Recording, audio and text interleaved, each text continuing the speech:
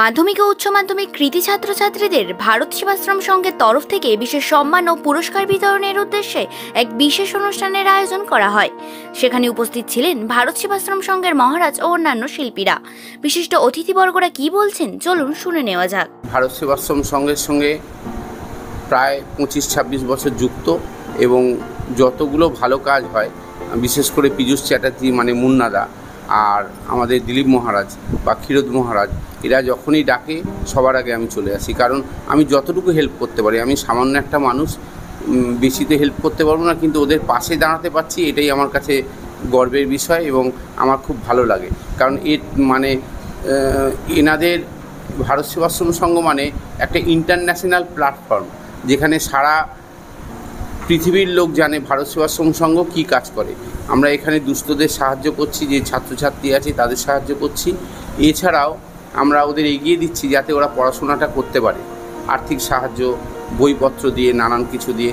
আমি চাই এটা এগিয়ে যাক এবং ভবিষ্যতে আজকে 30 জনকে দেওয়া হচ্ছে, ভবিষ্যতে যাতে 100 জন, 150 জন বা 2000 জন, 3000 জনকে দেওয়া হয়। এই সুন্দর অনুষ্ঠানটাকে আমি সাধুবাদ জানাচ্ছি। নমস্কার। প্রথম হচ্ছে ভারত সেবাশ্রম বিশাল ব্যাপার, তার জায়গাতে আজকে একটা বিরাট অনুষ্ঠান আমরা করছি।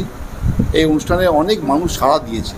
কী সাড়া দিয়েছে? কেউ আমাকে ডিকশনারি দিচ্ছে, কেউ আমাকে খাতা দিচ্ছে, কেউ আমাকে ভালো পেন দিচ্ছে, কেউ ব্যাগ দিচ্ছে। এই যে সবাই যে প্রচেষ্টা, এই জায়গাটা আমি নিজেকে খুব গর্বিত করছে এই কারণে যে মানুষ আস্তে আস্তে এগিয়ে আসছে। এইটা আমরা ভুলিনি, কেননা মাধ্যমিক উচ্চ মাধ্যমিক যারা 85% নম্বর পেয়েছে কিন্তু পড়তে পারছে না, আগামী দিনে আমরা চেষ্টা করব এইভাবে যেসব মানুষ হেল্প করেছেন তাদের কাছ থেকে যদি কিছু অর্থ সাহায্য দিতে পারি, তারা যদি আবার ভালোভাবে পড়তে পারে, তাহলে আমি মনে হয় যে আজকে যে আমরা এই অনুষ্ঠানটা করছি আমরা সাকসেস হতে পারবো।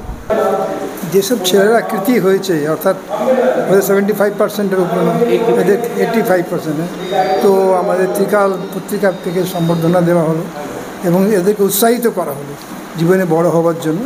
একটা বৈশিষ্ট্য মনীষীরা রয়েছে, অনেকে বলেছেন কীভাবে বড় হতে হবে, কীভাবে এগিয়ে যাবে জীবনে, তার জন্যে তাদেরকে একটা গাইডলাইন দেওয়া।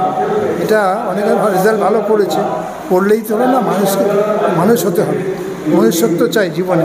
হ্যাঁ, নিজের ভেতরতে আত্মাকে তৈরি করতে হবে, আমি সৎ হতে পারি, চরিত্রবান হতে পারি, দেশের উপকার করতে পারি, দেশের মানুষ হতে পারি।